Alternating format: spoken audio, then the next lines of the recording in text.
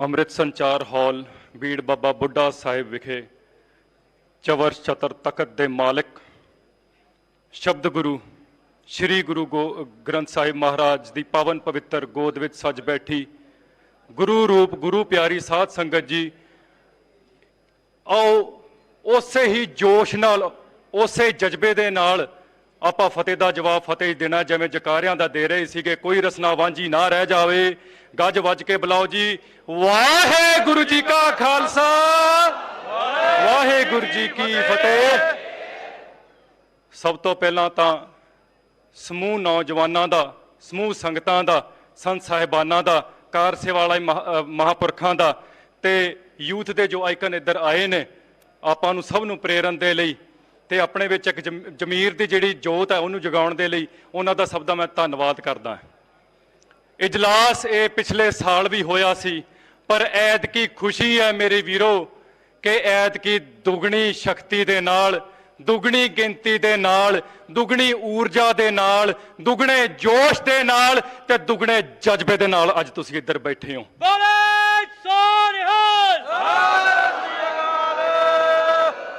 Stage तो पतवंते सज्जणा ने राज की गल कीती है।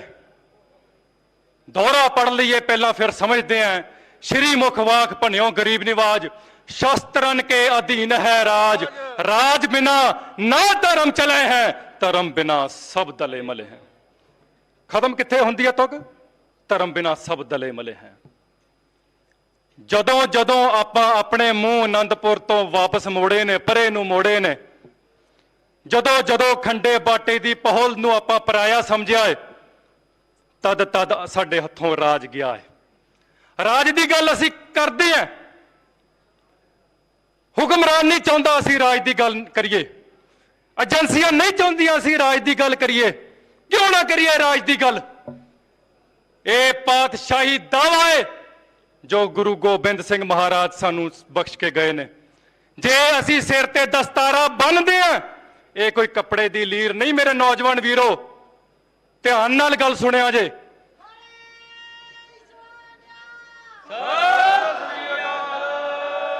सारे नौजवानों नूं बेनती है एक बारी टिक के ते आपां बैठ जाइए। ये जो दस्तारा सजाया है ये खालसाई दावे का प्रतीक है। एको एक वाहद गुरु।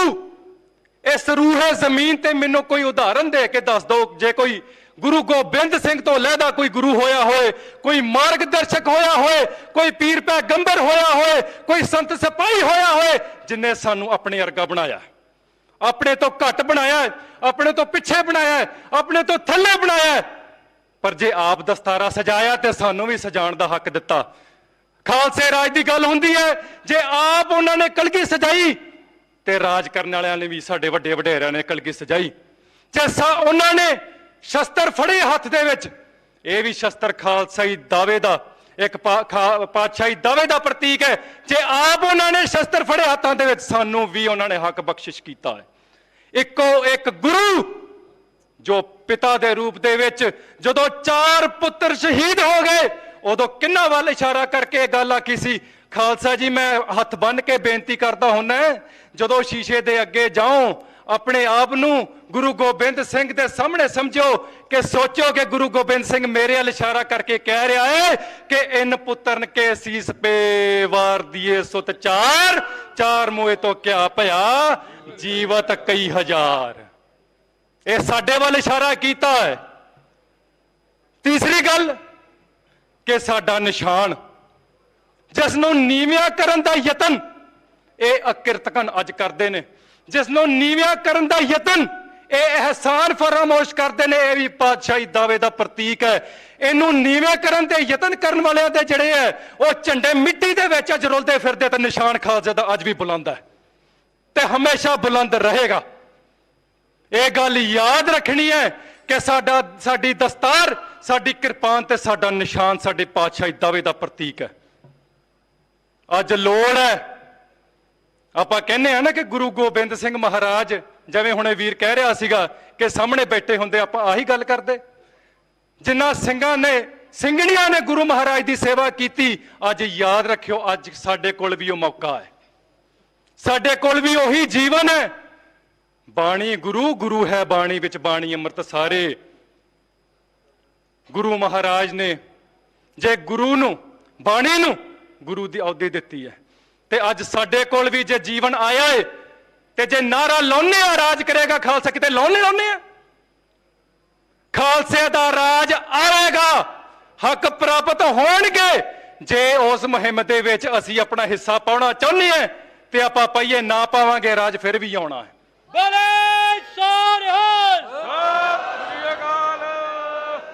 ਕਿਹਨੂੰ ਮਾਰਗਦਰਸ਼ਕ ਸਮਝੀਏ? ਚਲੋ ਗੁਰੂ ਤੋਂ ਵੱਡਾ ਤਾਂ ਕੋਈ ਨਹੀਂ, ਪਰ ਇਤਿਹਾਸ ਦੇ ਵਿੱਚ ਜੇ ਅਸੀਂ ਕਿਸੇ ਵੱਲ ਵੇਖਣਾ ਹੋਏ ਤੇ ਖੂਬੀ ਚਾਹੀਦੀ ਆ ਸੰਤ ਸਿਪਾਹੀ ਦੀ। ਕੋਈ ਐਰੇ ਗਹਿਰੇ ਵੱਲ ਵੇਖਣ ਦੀ ਲੋੜ ਨਹੀਂ, ਖੂਬੀ ਚਾਹੀਦੀ ਹੈ ਜਿਹੜਾ ਗੁਰੂ ਮਹਾਰਾਜ ਦੇ ਬਚਨਾਂ ਤੇ ਪੂਰਾ ਉੱਤਰ ਆਵੇ। ਜਾ ਕੋ ਹਰ ਰੰਗ ਲਾਗੋ ਇਸ ਜਗ ਮਹਿ, ਸੋ ਕਹੀਅਤ ਹੈ ਸੂਰਾ।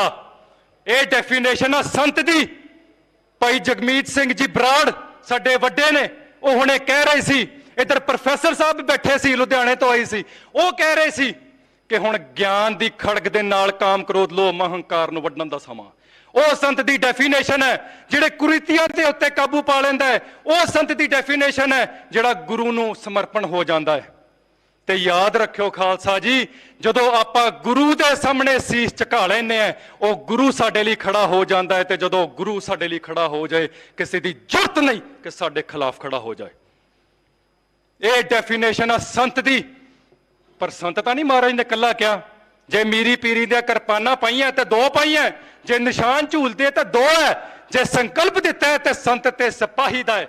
ਤੇ ਸਿਪਾਹੀ ਸੂਰਾ ਸੋ ਪਹਿਚਾਨੀਏ ਜੋ ਲੜੈ ਦੀਨ ਕੇ ਹੇਤ, ਪੁਰਜਾ ਪੁਰਜਾ ਕੱਟ ਮਰੈ ਕਬਹੂ ਨਾ ਛਾੜੇ ਖੇਤ। ਫਿਰ ਇੱਕ ਕਦਮ ਦੀਨ ਤੋਂ ਪਿੱਛੇ ਨਹੀਂ ਹਟ ਹੁੰਦਾ।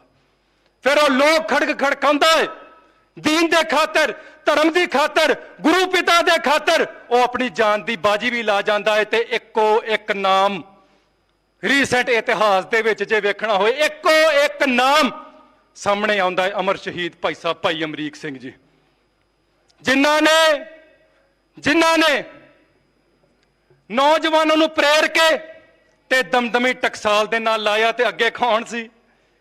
ਉਹ ਤੋਂ ਵੀ ਵੱਡੀ ਡੈਫੀਨੇਸ਼ਨ 20ਵੀਂ ਸਦੀ ਦੇ ਮਰਦੇ ਮੁਜਾਹਿਦ, 14ਵੇਂ ਮੁਖੀ ਦਮਦਮੀ ਟਕਸਾਲ, ਅਦਬ ਦੇ ਨਾਲ ਸਿਰ ਝੁਕ ਜਾਂਦਾ ਹੈ, ਸੰਤ ਬਾਬਾ ਜਰਨੈਲ ਸਿੰਘ ਜੀ ਖਾਲਸਾ ਪਿੰਡਰਾਂ ਵਾਲੇ।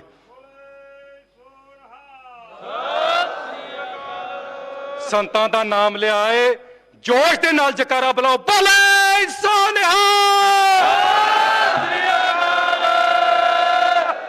ਸਾਡੇ ਲਈ ਜੋਸ਼ ਦਾ ਕੇਂਦਰ ਹੈ, ਜਜ਼ਬੇ ਦਾ ਕੇਂਦਰ ਹੈ ਸੰਤ ਜਰਨੈਲ ਸਿੰਘ ਖਾਲਸਾ ਪਿੰਡਰਾਂ ਵਾਲੇ। ਜਦੋਂ ਤਨਖਾਹੀਏ ਅਕਿਰਤਕਨਾਂ ਦੀ ਫੌਜ ਕਾਇਰਤਾ ਦੀਆਂ ਹੱਦਾਂ ਪਾਰ ਕਰਦੀ 1.5 ਲੱਖ ਦਾ ਘੇਰਾ ਪਾਉਂਦੀ ਹੈ, ਤੇ ਪੁੱਛਦੇ ਨੇ ਪੱਤਰਕਾਰ, ਸੰਤ ਜੀ ਉਹ ਤਾਂ ਆਏ ਨੇ ਟੈਂਕ ਲੈ ਕੇ, ਉਹ ਤਾਂ ਆਏ ਨੇ ਆਧੁਨਿਕ ਹਥਿਆਰ ਲੈ ਕੇ, ਉਹ ਆਏ ਨੇ ਸੰਖਿਆ ਲੈ ਕੇ, ਤੇ ਤੁਸੀਂ ਕਾਹਦੇ ਆਸਰੇ ਬੈਠੇ ਹੋ? ਸੰਤ ਜਰਨੈਲ ਸਿੰਘ ਦਾ ਜਵਾਬ ਸੀ, ਉਹਨਾਂ ਨੂੰ ਓਟ ਹੈ ਟੈਂਕਾਂ ਤੋਪਾਂ ਦੀ, ਉਹਨਾਂ ਨੂੰ ਓਟ ਹੈ ਹਥਿਆਰਾਂ ਦੀ, ਉਹਨਾਂ ਨੂੰ ਮਾਣ ਆਪਣੀ ਪਾਵਰ ਤੇ, ਉਹਨਾਂ ਨੂੰ ਮਾਣ ਹੈ ਆਪਣੀ ਗਿਣਤੀ ਤੇ। ਸਾਨੂੰ ਓਟ ਹੈ ਗੁਰੂ ਗੋਬਿੰਦ ਸਿੰਘ ਸੱਚੇ ਪਾਤਸ਼ਾਹ ਦੀ।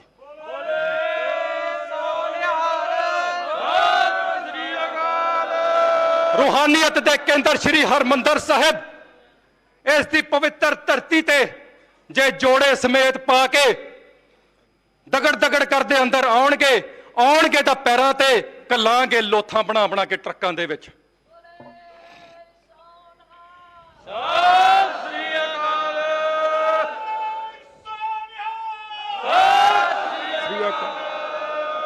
ਇਹ ਨੇ ਸਾਡੇ ਆਦਰਸ਼।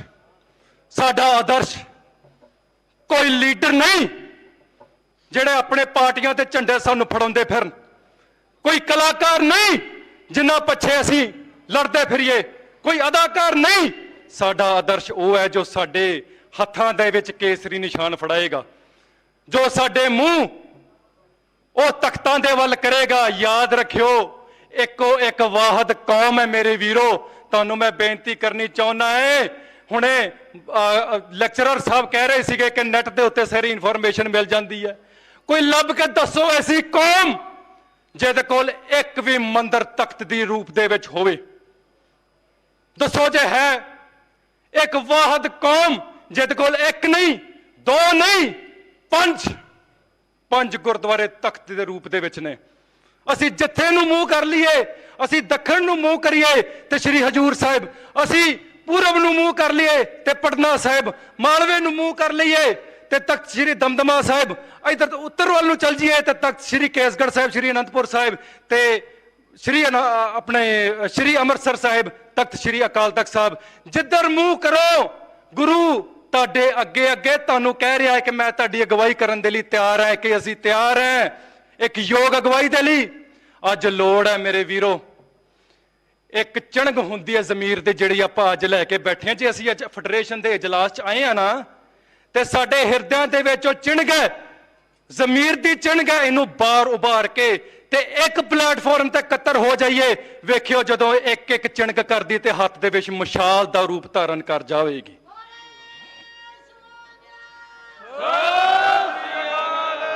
ਅਸੀਂ ਉਹਨਾਂ ਨੂੰ ਆਪਣੇ ਆਈਡਲ ਮੰਨਾਂਗੇ, ਆਪਣੇ ਆਦਰਸ਼ ਮੰਨਾਂਗੇ ਜਿਨ੍ਹਾਂ ਨੇ ਪਹਿਰਾ ਦਿੱਤਾ ਹੈ ਖਾਲਸਾ ਜੀ। 1984 ਦਾ ਇਤਿਹਾਸ ਇੱਕ ਵਾਰੀ ਵੇਖ ਲਈਏ। ਬੜੇ ਬਾਈਆਂ ਖੜੀਆਂ ਕਰ ਕਰਕੇ ਗਏ, ਉਧਰੋਂ ਬੜੇ ਗਏ ਨੇ। ਸ਼ਹੀਦੀਆਂ ਤੇ ਜੇਲਾਂ ਵਾਲੇ ਬਹੁਤ ਘੱਟ ਸੀ। ਫਰੋਲ ਕੇ ਵੇਖ ਲਓ ਇਤਿਹਾਸ ਕਿ 200-250 ਸਿੰਘ ਤੇ ਜਦੋਂ ਘੇਰਾ ਪਿਆ ਹੈ ਤੇ ਜੋ ਤੋ ਪ੍ਰੇਮ ਖੇਲਣ ਕਾ ਚਾਓ, ਸਿਰ ਧਰ ਤਲੀ ਗਲੀ ਮੇਰੀ ਆਓ, ਇਤ ਮਾਰਗ ਪੈਰ ਤਰੀਜੈ, ਸਿਰ ਦੀਜੈ ਕਾਣ ਨਾ ਕੀਜੈ।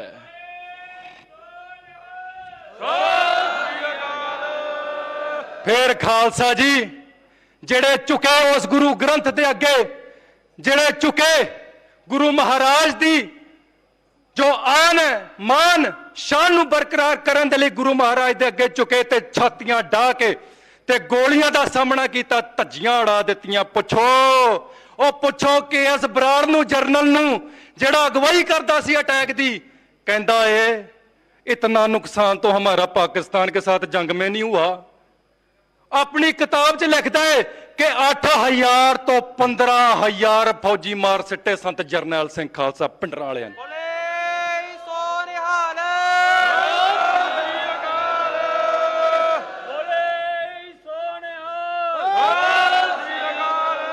ਅਸੀਂ ਪਹਿਚਾਨਾ ਕਿ ਆਪਣੇ ਲੀਡਰ, ਅਸੀਂ ਪਹਿਚਾਨਾ ਕਿ ਆਪਣੇ ਲੀਡਰ ਜੋ ਕਹਿਣੀ ਤੇ ਕਰਨੀ, ਹੁਣੇ ਇਧਰ ਵੀਰ ਬੋਲ ਰਿਹਾ ਸੀ, ਕਹਿਣੀ ਤੇ ਕਰਨੀ ਤੇ ਜਿਹੜੇ ਮਾਹਰ ਹੋਣ। ਜੇ ਕਿਹਾ ਸੰਤ ਜਰਨੈਲ ਸਿੰਘ ਨੇ ਭਰ ਭਰ ਕੇ ਲੋਥਾਂ ਘੱਲਾਂਗੇ, ਕੱਲੀਆਂ ਕਿ ਨਹੀਂ? ਕੱਲੀਆਂ ਸੰਤ ਜਰਨੈਲ ਸਿੰਘ ਨੇ, ਕਿਉਂਕਿ सूरबीर बचन के बली होया करते ने। एक वो है जो जमाने के साथ चलते हैं और दूसरे मर्द वो हैं जो उस जमाने को बदल देते हैं। ये मर्द अगमड़े कदी कदार आउंदे ने पर साडा ऐसा मार्गदर्शन कर जांदे ने। सानू अज लोड़ है अजिहे सूरबीर बलियां तो, संत सिपाहियां तो, मार्गदर्शकां कोलों, गुरु के प्यारे सिखां कोलों, उन्हां कोलों प्रेरणा लैण दी दास बेनती करना चाहुंदा है। समूह नौजवान जथेबंदियां आओ आपां एक स्टेज, अपने च कोई निक्का मोटा कोई डिफरेंस हो सकता, गुरु नाल तो कोई वितकरा नहीं, गुरु नाल तो कोई डिफरेंस नहीं।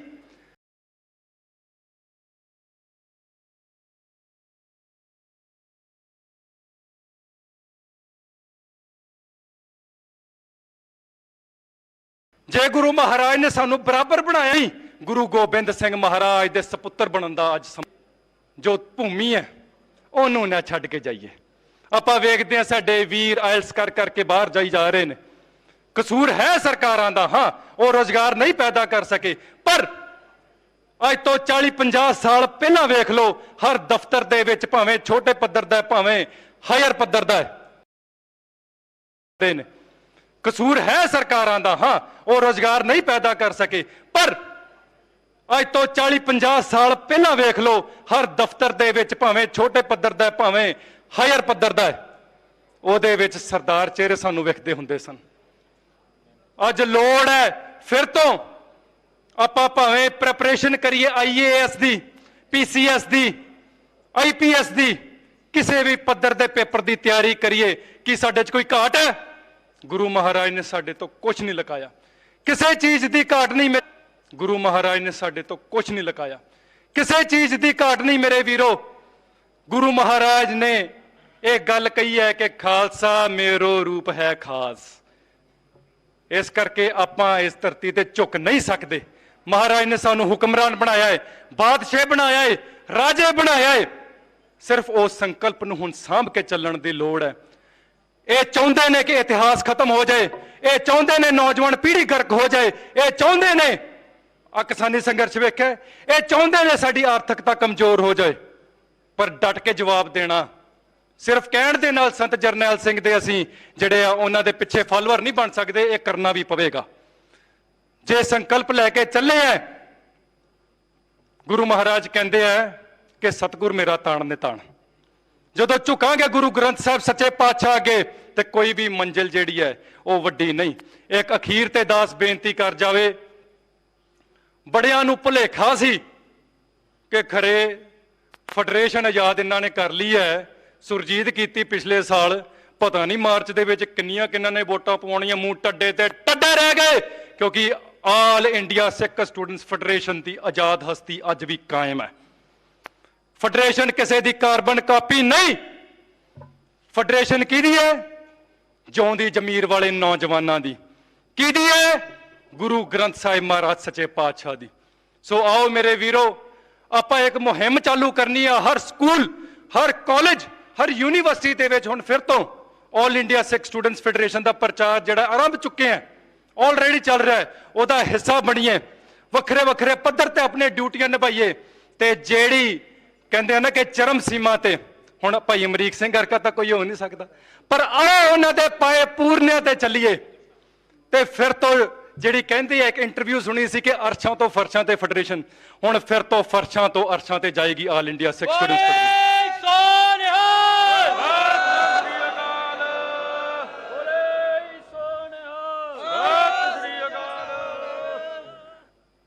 ਇੰਨੀਆਂ ਕੀ ਦਾਸ ਨੇ ਬੇਨਤੀਆਂ ਕਰਨੀਆਂ ਸੀ, ਹੋਈਆਂ ਭੁੱਲਾਂ ਚੁੱਕਾਂ ਦੀ ਮਾਫੀ ਬਖਸ਼ਣੀ ਜੀ।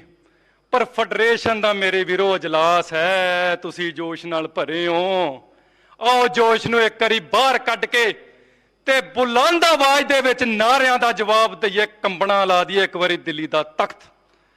ਰਾਜ ਕਰੇਗਾ, ਰਾਜ ਕਰੇਗਾ, ਪੰਥ ਕੀ ਜੀਤ, ਪੰਥ ਕੀ ਜੀਤ, ਚੂਲ ਤੇ ਨਿਸ਼ਾਨ ਰਹੇ, ਚੂਲ ਤੇ ਨਿਸ਼ਾਨ ਰਹੇ। ਭਾਈ ਅਮਰੀਕ ਸਿੰਘ ਦੀ ਸੋਚ ਤੇ, ਭਾਈ ਅਮਰੀਕ ਸਿੰਘ ਦੀ ਸੋਚ ਤੇ ਬੋਲੇ ਸੋ ਨਿਹਾਲ। ਹੋਈਆਂ ਭੁੱਲਾਂ ਚੁੱਕਾਂ ਦੀ ਮਾਫੀ ਬਖਸ਼ਣੀ ਜੀ। ਆਓ ਇੱਕ ਵਾਰੀ ਫਿਰ ਤੋਂ ਆਪਾਂ ਫਤਿਹ ਦਾ ਜਵਾਬ ਫਤਿਹ ਵਿੱਚ ਦਈਏ। ਵਾਹਿਗੁਰੂ ਜੀ ਕਾ ਖਾਲਸਾ, ਵਾਹਿਗੁਰੂ ਜੀ ਕੀ ਫਤਿਹ। ਇਹ ਸਨ ਪ੍ਰਧਾਨ